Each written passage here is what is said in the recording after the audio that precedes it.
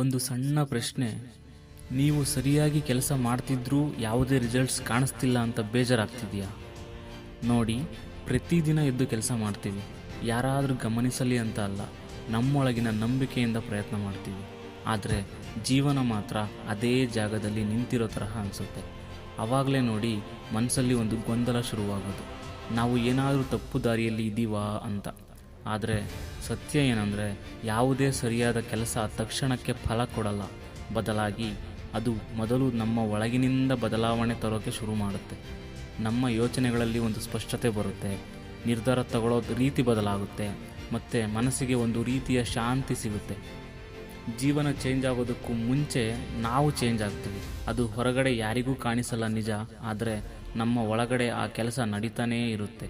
ಹಾಗಾಗಿ ಇವತ್ತು ಫಲಿತಾಂಶ ಕಣ್ಣಿಗೆ ಕಾಣಿಸದಿದ್ದರೂ ಪರವಾಗಿಲ್ಲ, ನಾವು ಮಾಡ್ತಿರೋ ಕೆಲಸ ಸರಿಯಾಗಿದ್ದರೆ ಸಾಕು. ಆ ಒಂದು ನಂಬಿಕೆ ಮೇಲೆ ನಮ್ಮ ಪಯಣ ಮುಂದುವರೆಸೋಣ.